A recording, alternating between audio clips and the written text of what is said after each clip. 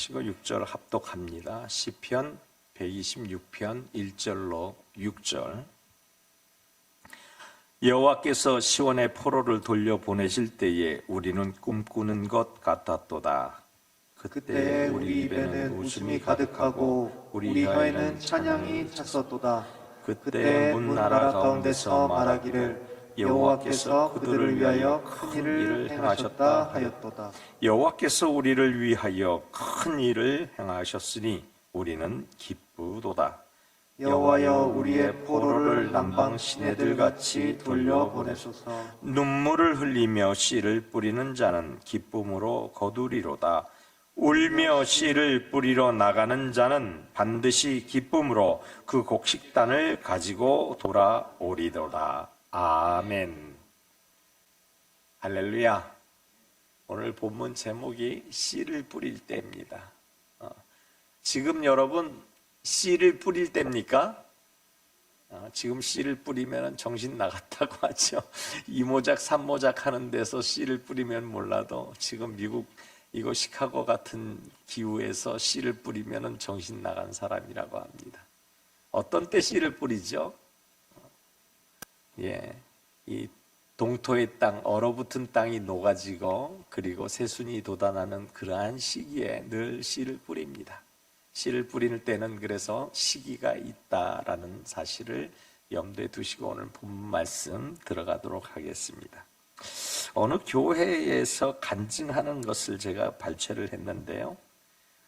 거기 간증해 보니까 자기 어머니를 위해서 고등학교 2학년 학생이 늘 기도를 한 거예요. 예수 영접하라고. 늘 울면서 기도합니다. 그런데 어느 날 교회에서 부흥회가 있다는 거예요. 그래서 열심히 기도하고 어머니에게 계속 관건했습니다. 그랬더니 어머니가 딱 이틀만 나가주겠다고 얘기를 하는 거예요. 부흥회가 3일인데 왜 이틀인지 모르겠어. 그래서 이틀만 나가주겠다니까 그러면 어머니 이왕 나가주는 거 오늘 새벽에 한 번 그리고 저녁 집회 한 번 이렇게 나갑시다. 우리 보통 생각은 오늘 저녁 집회 그리고 다음날 저녁 집회 이렇게 얘기하잖아요. 근데 이 학생은 오늘 새벽 집회 한 번 갔다가 그리고 저녁 집회 한 번 또 가보면 좋겠습니다. 이렇게 권유한 거예요. 이렇게 약속은 했으니까 어쩔 수 없이 엄마가 할 수 없이 아들의 말을 따라서 교회를 방문했어요. 방문한 거죠. 새벽에 방문했으니 얼마나 거창합니까? 또 이 안 믿는 사람들이 사람들 앞에 서려니까 새벽에 꽃단장하니까 몇 시간 또 이전에 일어나서 막 샤워도 하고 막 단장하셨을 거 아니에요. 그리고 말씀을 듣는데 점점 어머니의 어깨가 뒤에서 보니까 이제 왜 새신자는 앞에 앉잖아요. 한국 교회들은. 근데 앞에 앉으셨는데 어깨가 들썩들썩 하는 거예요. 근데 한참을 목사님 설교를 들으시더니 막 우시는 거예요. 뒤에서 바라보니까. 그리고 그날 새벽에 예수를 영접했습니다. 할렐루야. 감동을 안 하시네. 이 학생은 기도를 얼마나 했을까요? 이 한 번 딱 엄마는 한 번 나와서 예수를 영접해서 땡! 그리고 평생 동안 예수 잘 믿고 천국 가셨다는 그러한 이야기를 간증을 하는데 그런데 자기는 계속 기도했다는 거예요. 그리고 계속 노크를 하고 어머니 교회 한 번만 이번 주일날 가주세요 부탁하고 또 제가 열심히 공부해서 우등생 될게요 그러면서 막 약속 남발하면서 어머니를 꼬셨는데 안 넘어가셨잖아요. 그러니까 열심히 자기는 자기 딴에는 최선을 다해서 기도를 많이 했어요. 자, 이게 씨를 뿌리는 거예요. 씨를 뿌리는. 그리고 수확할 때는 어떻게? 낚아채듯이. 할렐루야. 하나님은 낚아채듯이 이렇게 수확을 하시더라고요. 할렐루야. 오늘 본문 말씀으로 돌아가니까 오늘 본문 말씀에 보니까 씨를 뿌릴 때인데 5절과 6절에 이렇게 나와요. 눈물을 흘리며 씨를 뿌리는 자는 기쁨으로 거두리로다. 6절 다 같이 시작. 울며 씨를 뿌리러 나가는 자는 반드시 기쁨으로 그 곡식단을 가지고 돌아오리로다. 여러분 씨를 뿌리는데 왜 눈물을 흘리며 씨를 뿌린다고 했을까요? 좀 전에 이제 학생 생각을 해보면 이해가 가실 거예요. 학생이 얼마나 엄마의 구원을 간절하게 바랬으면 눈물로 씨를 기도를 했을까요? 그래서 눈물을 흘리며 씨를 뿌린다라는 이야기는 눈물을 흘릴 때가 있다는 거예요. 눈물을 흘릴 때. 엄마가 돌아가셨으면 눈물을 흘릴 필요 있나요? 구원 위해서? 필요 없죠. 그러니까 눈물을 흘릴 때가 있다는 이야기예요. 그래서 눈물을 흘리는 그때가 있는데 그때를 알아라 이 말입니다. 오늘 이 본문 말씀은 그때에 대한 이야기입니다. 눈물을 흘릴 그때, 눈물 흘릴 때 씨를 뿌려야 한다 이러한 말인데 결국 우리가 이 때를 깨닫기 위해서 오늘 이 말씀을 주셨다라고 저는 묵상을 했습니다. 그렇다면 눈물을 흘리는 그때는 어느 때입니까? 눈물을 흘리는 그때는 눈물의 씨를 뿌리는 때가 그때예요. 좀 이상합니까? 눈물의 씨앗을 뿌리는 그때가 바로 그때입니다. 잘 이해가 안 가시죠? 눈물을 흘려야 할 그때가 그때인 것을 어떻게 알 수 있을까요? 어떻게 우리는 그거를 확인할 수 있을까요? 내게 아픔이 찾아오면, 내게 소원이 있다면, 내게 어떠한 말에 대한 희망이 내 속에서 싹트고 있다면, 어떤 고통이 내게 찾아온다면 이러한 것이 내가 씨앗을 뿌릴 때다는 거예요. 내가 어떠한 삶을 살아갈 때 그때 어떤 우여곡절이 세월의 그 세파에 잠깐이라도 부딪혀올 때 그때가 바로 씨를 뿌릴 때, 눈물의 씨를 뿌릴 때라는 거예요. 할렐루야. 아주 중요한 말이에요. 아주 중요한 말. 어떤 때 씨를 뿌릴 때라고요? 바로 지금 이때가 씨를 뿌릴 때라는 거예요. 바로 지금 내가 어떤 문제에 부딪혀 있을 때, 어떤 어려움에 있을 때, 그때가 눈물의 씨를 뿌릴 때라는 이야기입니다. 눈물의 씨, 눈물의 씨, 이게 무엇을 의미할까요? 여러분, 눈물의 씨는 같은 눈물값인데 영원한 눈물값을 우리는 찾아야 합니다. 영원한 씨앗이 있다면 어떤 씨앗일까요? 영원한 씨앗, 눈물의 씨, 이 씨앗은 바로 말씀을 이야기합니다. 그러므로 눈물의 씨는 말씀의 씨를 뿌리라는 거예요. 내가 어려움에 닥쳤습니까? 말씀의 씨를 뿌려야 된다는 거예요. 그래서 말씀 묵상이 중요하고 말씀 봉독이 중요하고 말씀으로 내게 적용시키는 것이 중요하고 그 말씀의 역사를 아멘 할 때까지 말씀의 역사가 일어날 때 그때 그 말씀이 내가 씨를 뿌리고 있다는 증거라는 거예요. 그런데 이 말씀의 씨를 뿌릴 때는 반드시 필요한 양분이 있어요. 이 눈물의 씨, 이 눈물이 필요하다는 거예요. 말씀을 자라나게 할 때는 눈물이 필요하다 이 말이에요. 오늘날 성도들의 눈물이 말라버렸습니다. 성도들의 회개가 말라버렸습니다. 성도들이 하나님께 고할 때 말라버린 것, 그것이 세상 사람들의 세월의 여파에 견디면서 나갔던 그런 세월의 무게감만큼이나 말라버렸습니다. 말라 비틀어졌어요. 비가 안 와서 마른 게 아니고요. 우리의 마음이 완전히 갈기갈기 갈라져서 말라버렸어요. 그래서 말씀이 들어가도 슛골인 하는 것처럼 그냥 깊숙이 박히고 마는 거예요. 그런데 그 박힌 그곳에 무엇으로 자라게 할까? 무엇으로 키우게 할까? 여러분, 씨앗은 무엇으로 키웁니까? 물로 수분이 공급이 되어야지 커지는 거예요. 그러니까 말씀의 씨앗도 우리 마음속에 깊이 박혔으면 박히면 뭐합니까? 그걸 키워내야지요. 그러니 성전에서 날마다 와서 기도하고 중보하며 기도하고 함께 합심하여 기도하고 우리가 찬양하고 그리고 그 하나님을 경배하며 나와 모이기에 힘써야 할 그때가 아니겠는가라는 것입니다. 그것이 말씀의 씨를 자라게 하는 방법이다라는 거예요. 그래서 눈물의 씨가 필요한 거예요. 말씀의 씨, 말씀의 기적만을 바라고 정작 말씀을 키우려 하지 아니하는 우리의 모습에서 하나님은 돌아서셨다는 거예요. 말씀이 풍성한 세대입니다. 그런데 그 말씀이 작동하지 않은 것은 무슨 이유에서일까요? 말씀이 작동 안 하는 이유는 말씀의 씨가 말라버렸다라는 거예요. 말씀이 풍성해서 씨앗은 우르르 떨어지는데 그 씨앗을 품고 있는 우리의 마음은 갈기갈기 갈라져서 아무런 양분도 공급을 못하고 있다는 거예요. 어떠한 부흥사가 와서 말씀을 전해도 그 양분이 기본이 되는 수분이 공급이 안 되니까 말라 비뚤어진 그것이 싹이 트지를 않는다라는 거예요. 그래서 아무리 좋은 말씀이 떨어져도 그 양분을 받은 그 씨앗이 작동하지 아니한 고로 씨앗은 이내 사장되고 죽고 맙니다. 예수님께서는 공생의 3년 동안 말씀의 씨앗만 뿌리셨어요. 말씀에. 외적인 모습 가지고 주님이 말씀하셨습니까? 아니에요. 여러분, 공간복음을 전부 읽어보고 뜯어보십시오. 주님은 외적인 모습에 전혀 관심이 없으셨습니다.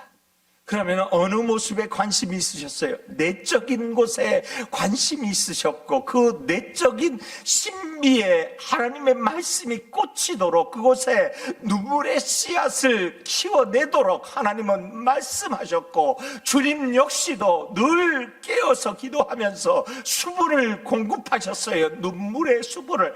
자기가 뿌려놓은 그 씨앗들이 수분이 양분이 공급이 되어 잘 자라나기를 간절히 소원하시면서 눈물이 핏방울이 되도록 겟세마네에서 기도하셨고 때에 따라서 늘 기도를 가르쳐 주셨고 우리에게 주기도문이라는 그 기도 또한 양분의 기도를 가르쳐 주셨고 또 그의 삶 또한 우리에게 내적인 면이 변해라고 늘 말씀하며 가르쳐 주신 분이 바로 예수 그리스도시다라는 것입니다. 그리하여 말씀의 씨가 자라나면서 우리에게 구원이라는 놀라운 축복을 선물하고 떠나셨습니다. 그리고 다시 오실 때 이 축복을 완성시키셨다고 하셨습니다. 영원하도록.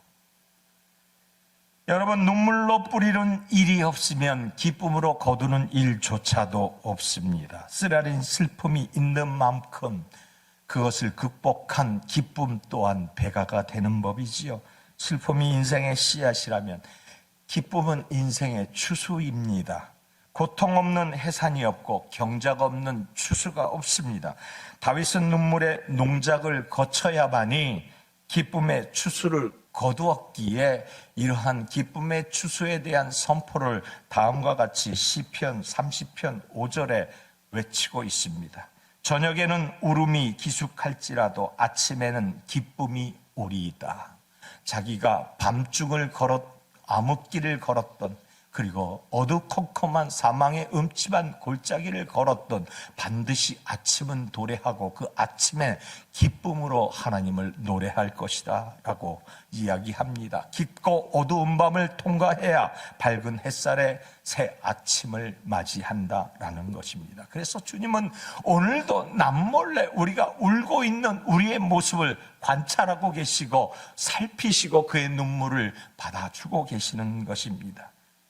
찬송시에 이런 시가 있습니다. 구주와 함께 나 죽었으니 3절에 이런 찬송시가 있어요.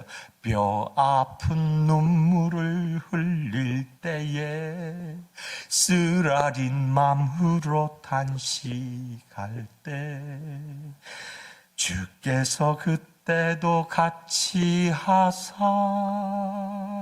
언제나 나를 사랑하시네. 그렇습니다. 우리들 각자 마음에 하나님 말씀의 씨앗이 자라나기를 소망하셔요.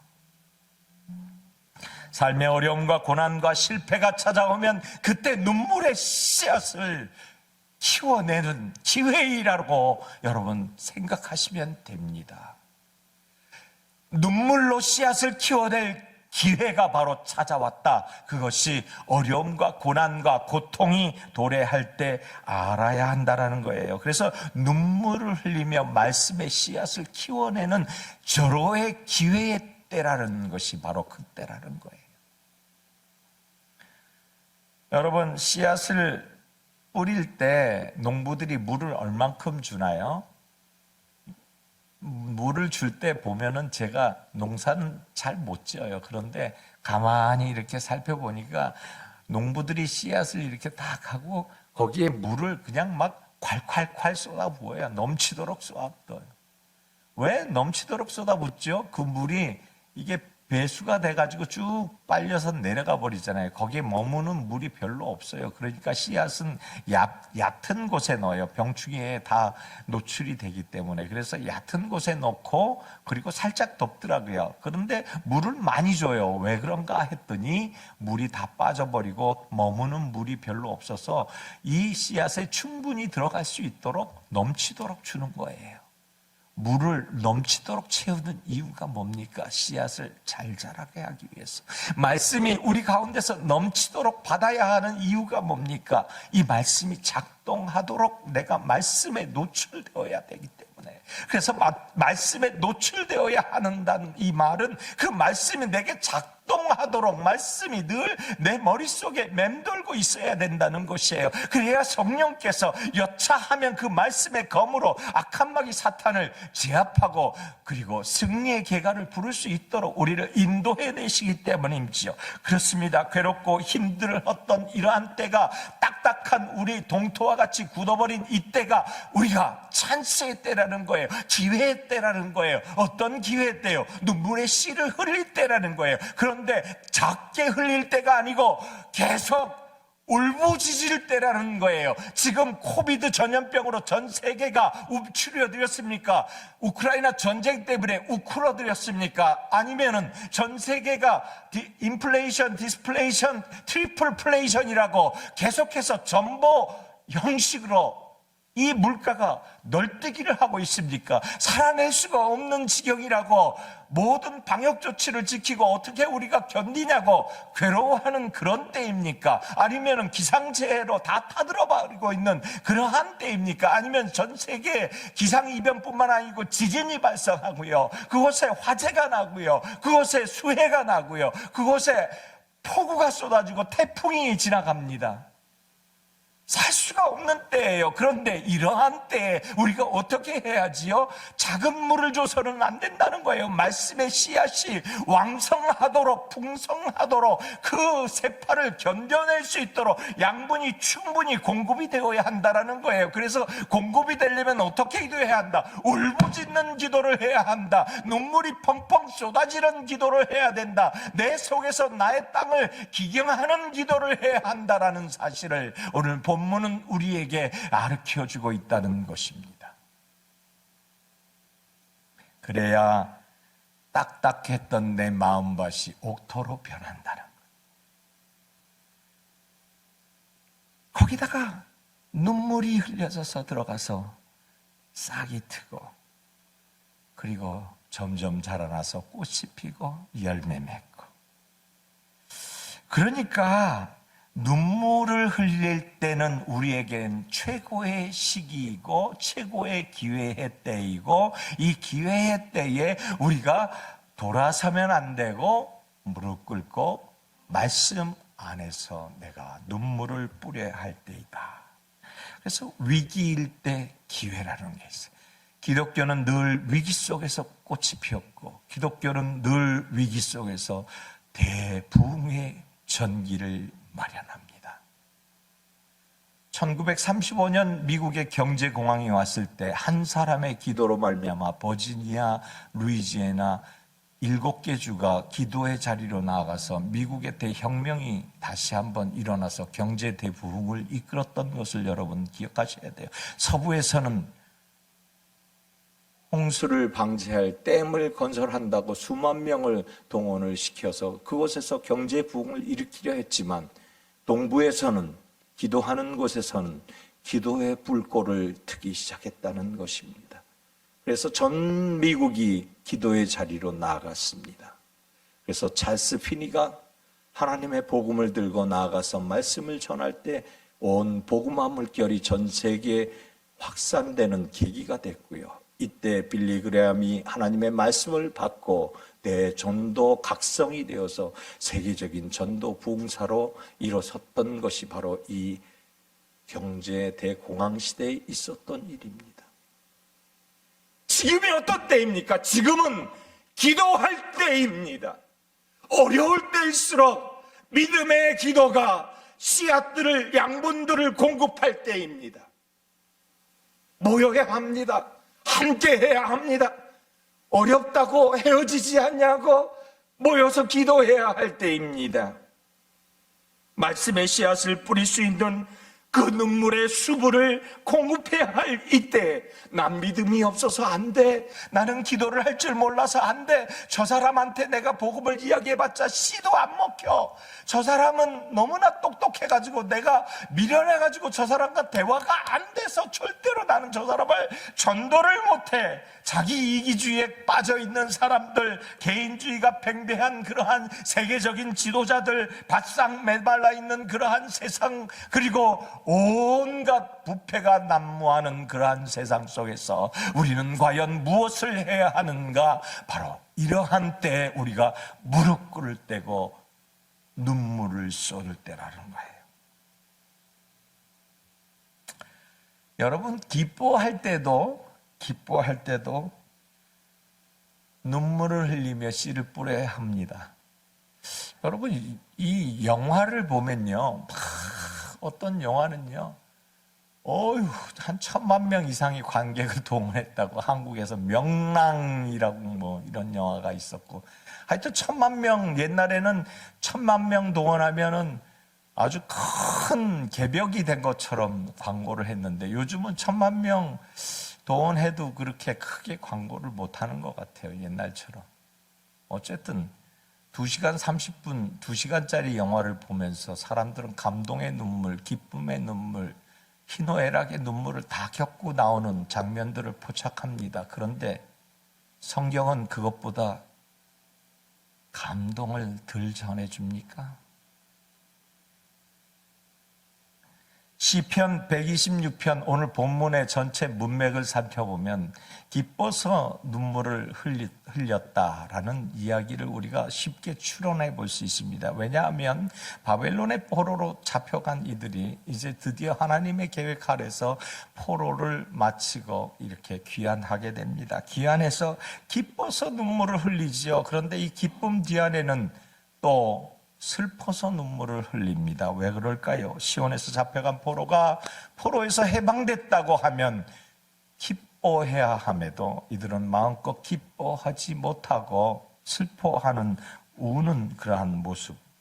오늘 본문의 1절과 2절을 보니까 꿈꾸는 사람들 같도다, 시온에서 이렇게 해방되는 것을. 그리고 우리의 입은 웃음으로 가득 찼고, 그리고 우리의 혀는 찬양의 함성으로 가득 찼다라고 시편 기자는 밝히고 있습니다. 그때 다른 나라 백성들도 이렇게 이야기했대요. 여호와께서 그들을 위하여 큰 일을 행하셨다. 그러니까 포로에서 잡혀간 그들이 돌아왔을 때 그들의 입술은, 그들의 혀는 얼마나 감격하고 감사하고 찬양하고 경배했는지, 묻 그들을 보고 있는 다른 나라의 백성들조차도 여호와께서 이들을 위하여 큰 일을 행하셨다라고 오늘 본문 1절, 2절은 이야기하고 있습니다. 오늘 본문 1절 보면 여호와께서 시온의 포로를 돌려보내실 때 우리는 꿈꾸는 것 같다. 그때 우리 입에는 웃음이 가득하고 우리 안에는 찬양이 가득 찼었도다. 그때 문나라 가운데서 말하기를 여호와께서 그들을 위하여 큰 일을 행하셨다 하였도다. 그런데 우리가 좀 전에 봉독한 본문의 5절과 6절 뭐라고 얘기합니까? 울며 씨를 뿌리는 자는 울며라고 얘기합니다. 지금 기뻐서 막 이렇게 포로 생활을 끝내고 오신 이분들이 괴롭다는 거예요. 이 말도 맞는 얘기예요. 웃는 것도, 웃으면서 우는 것도 맞고 울면서 우는 것도 맞다라는 거예요. 자, 웃으면서 우는 것과 울면서 우는 것은 어떤 특이점과 상이점과 같은 점이 있을까요? 이 세 가지를 살펴보면은 웃으면서 울었다라는 이 말은 참 대단한 기쁨의 표현일 것이에요. 그런데 한편으로는 웃으면서 울었다라는 이 말 뒤편에는 울어야 할 만한 그러한 조건이 있었다라는 거예요. 울어야 할 만한 조건, 그 조건이 무엇이었을까 한번 생각해 보니까 느부갓네살이 다 해파하고 그리고 아수르가 다 망가뜨린 그러한 나라를 돌아와서 보니까 그 옛 영광 솔로몬 성전은 온데간도 없고 자풀만 무성하게 자라고 그 흔적만 남아있고 성곽터는 완전히 무너지고 그리고 들녘에는 살아온 짐승들만 살아나는, 그래서 그 아름다운 솔로몬 성전의 영광, 그 금장, 은장으로 입혀놓은 화려함은 다 사라져 버렸어요. 그래서 포로기 안에서 기쁨이 있습니다. 그래서 기쁨이 있어서 입술과 우리의 혀는 찬양하고 기쁘지만 마음 한켠에는 얼마나 답답한지요. 우리는 맨손으로 이것 성전을 다시 건축해야 하는데 어찌할 거라면서 울었다라는 이러한 표현이 정확한 표현일 것입니다. 그래서 웃으면서 울었다라는 이 표현을 우리는 가만히 뒤편에서 살펴볼 때 슬픔도 기쁨도 함께일 때 씨를 뿌릴 때라는 거예요. 즉 다시 말씀드려서 내가 모든 문제에서 해결을 되었을 때에도 기쁨의 씨앗을 뿌려야 되는데 이것 역시도 눈물의 씨를 뿌려야 기쁨이 배가 된다는 사실이고, 또 우리가 슬플 때 눈물의 씨앗을 뿌리는 이러한 말씀의 씨앗을 뿌릴 때 이것이 우리의 슬픔은 점점 줄어든다라는 사실을 오늘 본문을 통해서 우리에게 알려주고 있는 것입니다. 자, 그러면 기쁠 때나 슬플 때 왜 말씀의 씨앗을 뿌려야 하는가요? 그 이유가 무엇일까요? 간단하게 잠깐 생각해 보면 말씀의 씨앗에 눈물을 뿌리지 않으면 어찌 되나? 메마른 곳에 누가 와서 그거를 채 가서 먹어버려요. 씨앗이 있으니까 그냥 채 먹으면 되잖아요. 마귀가 옵니다. 마귀가 와서 뭐를 줘요? 우리에게 두려움을 줍니다. 그리고 무엇을 줍니까? 여러 가지. 이 마귀가 가라지처럼 막 끌고 들어와서 막 해파를 시켜버리는 거예요. 그래서 이 말씀의 그 씨앗, 눈물의 눈물을 뿌리지 않으면은 마귀가 유혹을 합니다. 그래서 아주 비참하게 바뀝니다. 왜요? 왜 비참하게 바뀝니까? 시기, 질투, 마음밭을 우리를 하나님께서 밭이라고 표현해요. 마음을 밭이라고. 그런데 이 밭에 이 수분이 없으면 어떻게 됩니까? 아무런 작물이 자라지 않습니다. 그래서 갈라지고 틈이 벌어지고 결국에는 이게 황폐한 땅이 되는 거예요. 결국엔 버려진다는 거예요. 가라지가 돼버리는 거예요. 그러니까 결국 이곳에 양분을 공급해야 된다. 눈물을 흘릴 때나 또 즐거울 때나 또 슬플 때나 아무 때든지 눈물을 흘리며 씨를 뿌려야 된다라는 이야기를 오늘 해주고 있는 거예요. 그래서 성경은 우리를 마음을 밭이라고 표현하는데 갈라디아서 6장 7절에 스스로 속이지 말라. 하나님은 업신여김을 받지 아니하시나니 사람이 무엇으로 심든지 그대로 거두리라. 그렇습니다. 우리 마음밭에 갈라진 틈 속에 하나님의 말씀을 기쁠 때나 슬플 때나 집어넣어 줘야 됩니다. 콩 심은 데 콩 난다 그러죠. 팥 심은 데 팥 나고. 그런데 여기에는 다른 것이 없어요. 콩 심고 팥 심고 그리고 뭘 줘야 돼요? 가꿔야 하는 거예요. 그 과정이 빠졌어요. 가꾸는 과정이 우리 성도에게는 너무나 중요한 겁니다. 그래서 잡초의 번식력 여러분 너무 잘 아시죠? 뽑아버리지 않으면 금방 작물처럼 커집니다. 그래서 작물이 이게 작물인지 이게 잡초인지 분간을 못해서 뽑아버리면 그게 작물도 뽑히고 또 뿌리채 뽑으니까 그 뿌리에 들려서 같이 뽑아서 나와요. 그래서 이 농사를 지어본 분들은 잘 알 겁니다. 잡초가 자라기 전에 다 베어버리는 이유는 바로 우리의 작물이 잘 자라나게 하기 위해서죠. 그렇습니다. 어떤 것이 작물이고 어떤 것이 잡초인지 구분하기 어려울 때까지 그냥 내버려 두면 안 됩니다. 우리 안에 걱정의 잡초, 근심의 잡초, 두려움의 잡초 기생하고 있는 것을 즉시 뽑아버려야 합니다. 즉시 뽑아버리는 것은 어떤 작용을 해야 돼요? 우리가 늘 갖고 해야 돼요. 말씀의 씨앗을 뿌리고 눈물의 씨앗을 뿌려서 이거를 갖고 내는 것입니다. 여러분, 그런데 어떤 분들이 야, 내 나이가 몇인데 이렇게 얘기해요. 야, 내 나이가 몇인데 이걸 또 갖고 여러분, 내 나이가 어떻습니까? 내 나이 보니까 내 모습은 지금 내가 어떻게 가꾸느냐에 따라서 그 모습이 바뀌어지는 것 같아요. 미래의 모습을 어떻게 내가 표현해낼까 하는 거는 지금의 모습을 가꿔야 한다는 거죠. 그런데 나이 탓을 자꾸 얘기해요. 그런데 여러분 103세예요. 103세니까 1세기를 더 사셨죠. 연세대 명예교수, 노철학자 김영석 교수가요, 맑은 정신 상태로는 잘 가본 적이 없는 경지, 60의 나이가 거의 100세에 다다르는 한 석학이 후배 60, 70대 젊은이들에게 이야기합니다. 그러니까 60이 됐건 70이 됐건 이 김영석 이 철학자 교수에게는 노 교수에게는 젊은이로 보이는 거예요. 70대도 80대도. 그래서 70대 할머니 할아버지들, 80대 할머니 할아버지들, 이 말 잘 한번 새겨서 들어보시기 바랍니다. 김영석 교수가 이렇게 얘기했어요. 살다 보니, 지나고 보니 인생의 가장 절정기는 철없던 청년기가 아니고 인생의 매운맛 쓴맛 다 보고 무엇이 참으로 좋고 소중한지 진정 음미할 수 있는 시기, 60대 중반, 70대 중반이 우리 인생의 절정기입니다. 야, 이 노 교수가 60대 중반하고 70대 중반이 인생의 절정기라는 거예요. 할렐루야. 여러분 아직 소망이 있는 거예요. 희망이 있어요.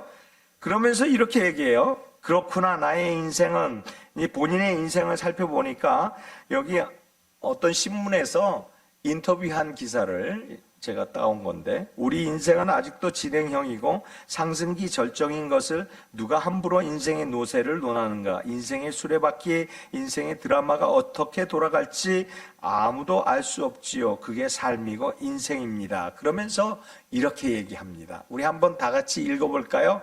이 노철학가가 얘기한 이것을. 시작. 좀 크게 시작. 65세 이상 들어서신 분은 이제 삶의 황금기의 입구에 서 계십니다. 75세 이상 되신 분은 지금 인생의 절정기요, 황금 시기를 누리고 계십니다. 열심히 사십시오. 즐겁게 사십시오. 베풀고 봉사하며 사십시오. 사랑하며 넓은 마음을 가지고 사십시오. 여러분, 나이가 많은 사람일수록 황금기라는 거예요. 75세 이상이 황금기. 할렐루야. 여러분, 지금 황금기에 계신 분들이 가만히 보니까 여기 많이 계세요. 황금기가 어떤 기예요? 인생의 황금기는요, 뭐든지 다 씹어 먹어도 소화가 되는 시기예요. 할렐루야. 나이 20에 소화가 된다고 얘기를 하는데 안 그래요. 75세 넘으신 분들이 먹으면 소화가 잘 되더라니까요. 92살 답수신 분이 어제 수영을 5바퀴를 쉬지도 않고 도르셨대요. 할렐루야. 여러분, 그렇잖아요. 인생의 황금기는 75세 이상부터 시작한다고 김영석 교수가 이야기하고 있습니다. 여러분, 나이가 어떻든, 내 나이가 어때서, 나이가 어떻든 바로 지금이 씨앗을 뿌릴 때예요. 바로 지금이 말씀의 씨앗이 자라도록 우리가 눈물로 뿌려야 할 때라는 사실을 여러분 믿으시기 바랍니다.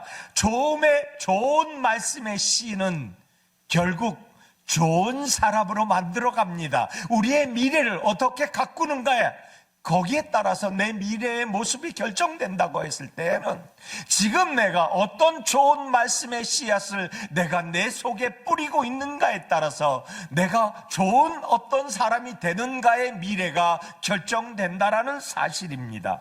결론입니다. 왜 뿌려야 합니까? 뿌리는 자는 반드시 그 위로와 보상이 있다는 거예요. 이것뿐만이 아니고 그 위로와 보상을 하나님께서 약속하셨다는 것입니다. 어떤 보상이요? 눈물병에 담아주시는 보상이요. 여기서 보니까 시편 56편 8절에 나의 유립함을 주께서 계수하셨사오니 나의 눈물을 주의 병에 담으소서. 이것이 주의 책에 기록되지 아니하였나이까. 내가 눈물을 흘리면 내 함에 고정이 된다는 거예요. 이 시편 기자는 눈물을 흘리는 함이 있어요. 그 함에 있는 눈물을 우리 하나님께서 눈물 항아리를, 눈물병을 만들어 놓고 거기에 부어주신다는 거예요. 하나님이 마음으로 만든 눈물 병 안에 내 눈물이 들어가 있다라는 이 사실은 하나님은 나를 기억하고 있다는 것이고, 내 눈물의 무게와 경중을 다 아시는 분이시고, 내가 왜 눈물을 흘리는지, 내가 왜 기쁨의 눈물을 흘리는지, 왜 내가 두려움의 눈물을 흘리는지 알고 계시다는 거예요. 이것을 어떻게 할 때? 기도로서 눈물을 흘릴 때 말씀 붙잡고 우리가 눈물을 흘리며 기도하고 행하려고 몸부림칠 때 이 눈물 단지에 내 눈물이 쌓인다는 사실을 믿으시면 아멘 합시다. 하나님의 보상은 바로 그래서 이것입니다. 하나님의 마음에 네가 담겨 있다라는 거예요.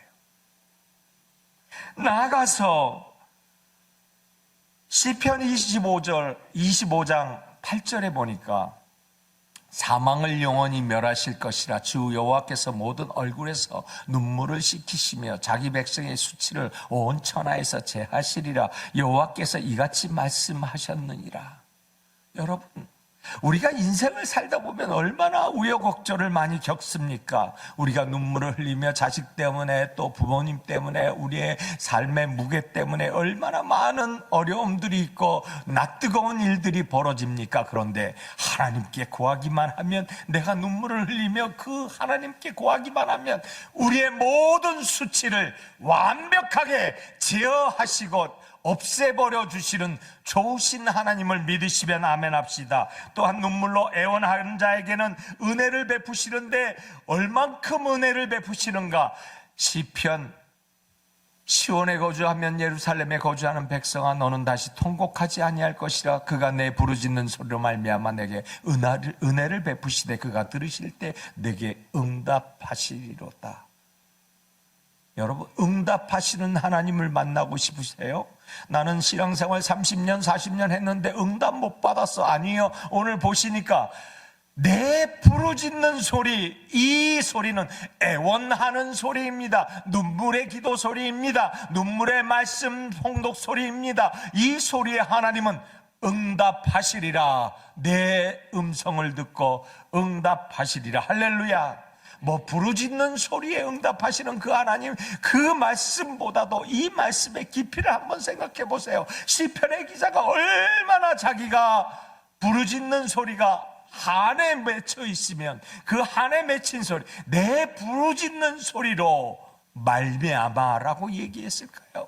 그래서 내 애통하는 그 눈물의 씨는 말씀이 자라고 자라서 하나님이 응답하시고 역사하신 좋으신 하나님이심을 믿으시면 아멘 합시다. 결국 오늘 본문으로 귀결되어 슬플 때 슬픔만큼 눈물로서 씨앗을 키우거나, 또 기쁠 때 기쁨으로 눈물을 뿌리는 그러한 것들, 그것 모두 다 축복해 주신다. 눈물을 흘리며 씨를 뿌리는 자, 울며 씨를 뿌리러 나가는 자, 반드시 기쁨으로, 반드시 기쁨으로, 반드시 기쁨으로, 반드시 기쁨으로, 할렐루야. 우리의 마음이 울며 떨며 두려움으로 가득 차 있는 세상에서 반드시 기쁨으로 단을, 내가 가지고 있는 빈 주먹 빈 손으로 왔지만 단을 부여잡고 올라가리라. 할렐루야. 승리하리라. 할렐루야. 돌아가리라. 할렐루야. 내 본향으로 돌아가는 역사가 있게 됩니다. 시편 84편 6절에 눈물 골짜기가 많은 샘물로 솟아날게 하시라고 약속하셨고요. 누가복음 6장 21절에 보니까 우는 만큼 웃는 복을 주신다고 얘기했습니다. 우는 만큼 웃는 복을 줄 것이다. 계시록 7장 17절에 모든 눈물을 씻기시며 생수의 샘물가로 인도해 주신다고 말씀합니다. 말씀을 마칩니다. 사랑하는 성도 여러분, 지금 말씀의 씨를 뿌리기에 가장 좋은 때라는 거예요. 할렐루야. 말씀의 씨를 뿌릴 때가 제일 좋은 때라는 것은 어떤 때인가? 이 말씀 씨가 자라나야 돼요. 자라나야 돼요. 열매 얻을 때까지 우십시다. 할렐루야. 우는 것만큼 축복이 없어요. 아버지 앞에 울어보세요. 하나님이 축복하셔요. 내 마음속에 울음을 가지고 있느냐에 따라서 하나님 그 울음을 보시고 돌이키시던 그러한 얼굴에서 다시 낯을 비춰주시는 좋으신 하나님을 믿으시기 바랍니다. 눈물을 흘릴 때는 바로 지금입니다. 동토에서 옥토로 바꾸기를 희망하시고 소망하며 내 삶을 각복하기를 위한 그러한 때가 바로 지금이고, 씨 뿌릴 최적의 시기가 바로 지금입니다. 위기일 때가 그래서 기회이고요. 지금 내가 내 마음 가운데 어떤 씨앗을 뿌리는가에 따라서 내 삶의 미래가 결정이 된다 이 말이에요. 나이가 상관이 없다는 거죠. 지금 그 어떤 나이의 때에 있다 할지라도 하나님 앞에 나아가며 미래의 내 모습을 만들어 가시고 갖고 가시는, 씨를 뿌리시는 저와 여러분 되시고, 씨를 가꾸시는 저와 여러분 되시고, 그 씨가 아름다운 열매로 하나님께 영광 돌리는 저와 여러분 되시기를 예수님 이름으로 축원합니다. 기도하겠습니다. 하나님, 내가 어느 때 하나님의 말씀을 붙잡고 울었나 생각해 보기를 원합니다. 어느 때 하나님의 말씀이 감동이 되어서 내 마음을 적셨는지 또 돌이켜 보기를 원합니다. 하나님, 지금 우리는 전 세계 곳곳 도처에서 신앙의 도전을 받고 있습니다. 기독교는 쇠락했다고, 기독교는 죽은 종교라고, 기독교는 사람들의 입술만 현란하게 하는 종교라고, 얼마나 조롱거리가 되었는지 모릅니다. 이러한 때에 우리가 울며 씨를 뿌려본 것이 어느 때입니까? 내 마음에 신비에 꽂혀 있는 말씀들이 작동하는 것은 언제입니까? 오늘 울며 씨를 뿌리는 시편 기자의 마음을 우리가 알게 하여 주셨사오니, 하나님, 내 인생에 씨앗들이 자라도록 눈물의 씨, 말씀의 씨, 찬양의 씨를 가득 공급하게 하여 주옵소서. 그래야 하나님이 원하시는 믿음의 사람, 기쁠 때나 슬플 때나 어느 때든지 하나님 앞에서 하나님의 믿음의 장부로 다시 한번 바로 설 수 있도록, 그래야 어떠한 사탄막이 어떠한 흉악한 계계에도 밀가부르듯이 까부리지지 아니하고, 두려움과 아픔과 슬픔과 절망의 그러한 잡초들 가운데서 완전히 제거되고 온전한 열매를 주님께 바쳐드릴 하나님의 백성 되게 하여 주시옵소서.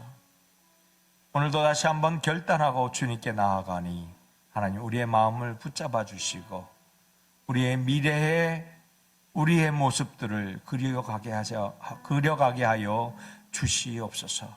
모든 것 주님께 감사하고 예수님 이름으로 기도하옵나이다. 아멘.